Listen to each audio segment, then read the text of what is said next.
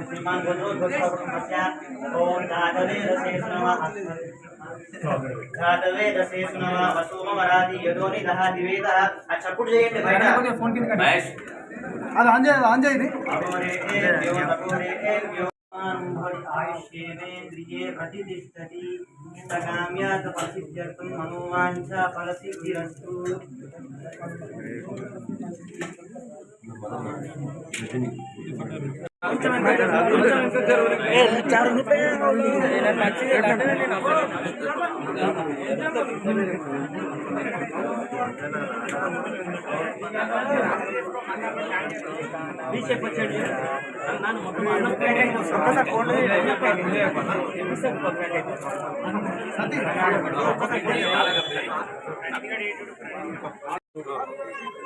ఇక్కడ పెద్దమ్మ తల్లి ఆలయ ప్రతిష్ట కార్యక్రమం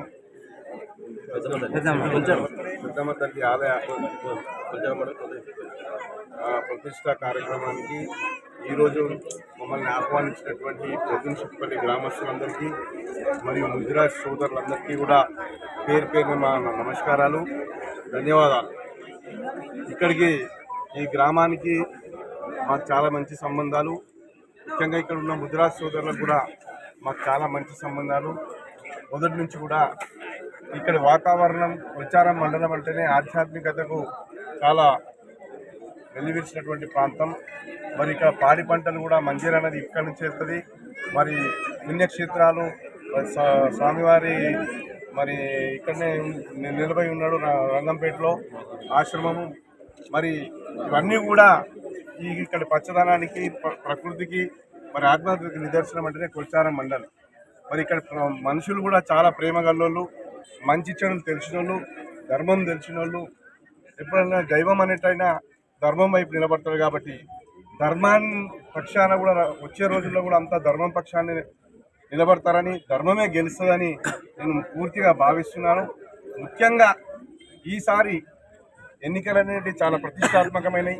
ముఖ్యంగా మన ప్రాంతానికి చాలా ప్రతిష్టాత్మక ఇందిరాగాంధీ మరి ఇక్కడ నుంచి ఎంపీగా ఉండి మన మెదక్ ప్రతిష్టను కూడా మనం దేశవ్యాప్తంగా చాటి చెప్పినటువంటి ప్రాంతం ఇది.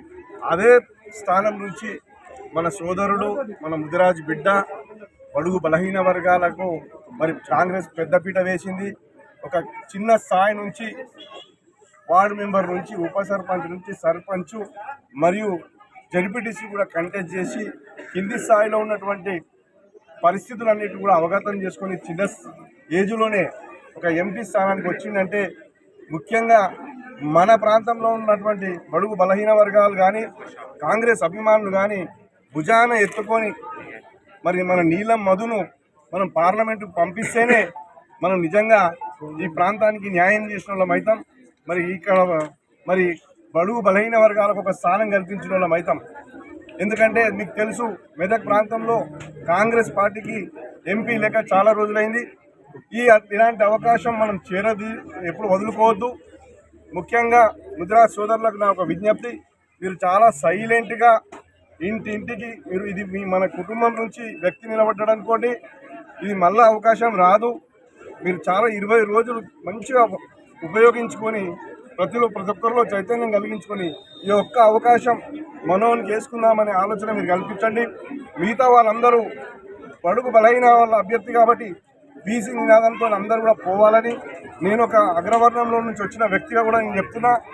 నేను ఈసారి బీసీ బిడ్డను గెలిపించే వరకు విశ్రమించనని నేను ఈరోజు నా కార్యకర్తల ముందర నా ప్రాంతవాసం, ఎందుకంటే నాకు చాలాసార్లు అవకాశం వచ్చింది కానీ మరి ముదిరాజు కానీ బీసీలకు అవకాశాలు రాలే.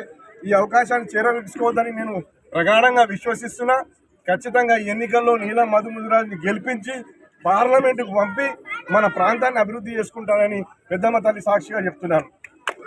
నర్సాపూర్ కాన్స్టిట్యున్సీ మెదక్ పార్లమెంట్ పరిధిలో 7 సెగ్మెంట్లలో మేజర్గా నర్సాపూర్ కాన్స్టిట్యున్సీ నుంచి అన్న ఎప్పుడు చెప్తుంటాడు, ఎప్పుడంటే అప్పుడు అర్ధరాత్రి ఫోన్ చేసిన మధుబాయ్ మా కాన్స్టిట్యున్సీ నుంచి రామ్ లక్ష్మణ్కి అంజన్న, నేను, మా రవీంద్ర అన్న, అదేవిధంగా నరేంద్ర అన్న, మా అధ్యక్షుడు మండల పార్టీ అధ్యక్షుడు మల్లేష్ అన్న, అదేవిధంగా రాజన్న, వెంకటన్న, మన సీను, ఇట్లా కాంగ్రెస్ కార్యకర్తలు అందరు కూడా వివిధ కుల సంఘ నాయకులు అందరూ కూడా ఈ ప్రాంతం నుంచి మంచి లీడ్ ఇప్పిస్తామని ఎప్పుడు నా తోడుండి చెప్పే మా అన్న రాజిరెడ్డి అన్న గారు, అదేవిధంగా పెద్దమ్మ తల్లి ఈరోజు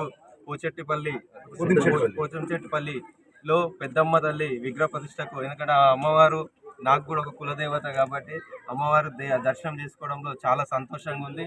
నీలమ్మదుకు కాంగ్రెస్ పార్టీ ఒక బడుగు బలహీన వర్గాల బిడ్డగా, ఓ బీసీ బిడ్డగా అవకాశం కలిగించింది. ఆ అవకాశంలో ముఖ్యంగా రేవంత్ అన్న పాత్ర ఉంది. రేవంత్ రెడ్డి గారు ఈ బిడ్డకు, బీసీ బిడ్డకు ఇంద్రమ్మ పరిపాలించిన గడ్డ నుంచి, ఒక మెదక్ సీమ నుంచి ఒక ఇంద్రమ్మ జిల్లాలాగా ఈ ప్రాంతాన్ని డెవలప్ చేసిన తల్లి ఇందిరాగాంధీ సీటును ఒక బలహీన వర్గాల బిడ్డకు బీసీ బిడ్డకు సీటు ఇవ్వడంలో ముఖ్యంగా రేవంత్ రెడ్డి అన్న గారు, రాహుల్ గాంధీ గారు, సోనియా గాంధీ గారు, ప్రియాంక గాంధీ గారు, అట్లనే ముఖ్యంగా మా జిల్లా మంత్రివర్యులు దామోదర్ రాజనరసింహ గారు అందరి సహకారంతో మా ఎమ్మెల్యే రోహిత్ గారు, హనుమంత్ అన్న గారు అందరి సహకారంతో కార్యకర్తలు అందరినీ కలుపుకోవే వ్యక్తి లేకుండా రేపు గెలిచిన తర్వాత కూడా పార్లమెంట్లో కాంగ్రెస్ పార్టీ అభ్యర్థి మెదక్ జిల్లాలో జెండా ఎగిరేసిన తర్వాత కూడా మొన్ననే మా ముఖ్యమంత్రి కూడా ఈ మెదక్ గడ్డలో మెదక్ రామ్దాస్ చౌరస్తాలో ఛత్రపతి శివాజీ సాక్షిగా, ఏడుపాయల దుర్గమ్మ సాక్షిగా, చర్చ్ సాక్షిగా, మైనార్టీ సోదరుల సాక్షిగా, అల్లా సాక్షిగా ఒకటే మాట చెప్పిండు. రేపు ఆగస్టు 15వ తారీఖు రోజు ఈ రైతులకు అందరికీ కూడా 2 లక్షల రుణమాఫీ చేస్తానని చెప్పిన గొప్ప వ్యక్తి, మన దుర్గమ్మ మీద ఒట్టేసి కూడా ఇక్కడికి చెప్పిన వ్యక్తి రేవంత్ రెడ్డి గారు. ఈరోజు కాంగ్రెస్ ప్రభుత్వం ఏర్పడిన తర్వాత 100 రోజులలో గ్యారెంటీలు మేనిఫెస్టోలో ఎట్లయితే పెట్టినామో 5 గ్యారెంటీలు నెరవేరుస్తాం. 6వ గ్యారెంటీ కూడా ఆగస్టు 15th రోజు తీస్తాం. మీరందరూ కూడా కాంగ్రెస్ పార్టీని దీవించి ఓటేసి గెలిపేయండి. నేను కూడా గెలిచిన తర్వాత స్థానికంగా ఇక్కడ ఏమేమి సమస్యలు ఉన్నాయో నాకు అంజన్న, రాజన్న, మండల అధ్యక్షులు, సర్పంచులు అందరూ కూడా చెప్తారు. భూ సమస్యలు చాలా ఉన్నాయన్న. భూ సమస్యలు కూడా మేమందరం కూర్చొని గెలిచిన తర్వాత ప్రతి మండలంలో, ప్రతి గ్రామంలో గ్రామ సభ పెట్టుకొని అక్కడ ఏమైతే సమస్యలు ఉన్నాయి భూ సమస్యలు, ఆ భూ సమస్యలు కూడా తీర్చే బాధ్యత మేము తీసుకుంటాం. అట్లనే యువతకు ఈ ప్రాంతంలో కూడా రాజన్న ఆధ్వర్యంలో మా అందరి సర్పంచ్లు, ఎంపీటీసీలు వీళ్ళందరి ఆధ్వర్యంలో ఇక్కడ ప్రతి 6 నెలలకు ఒకసారి జాబ్ మేళ పెట్టించి వాళ్ళకు ఉద్యోగాలు వచ్చే బాధ్యత కూడా తీసుకుంటానని చెప్పి తెలియజేస్తున్నా. మీరందరూ కూడా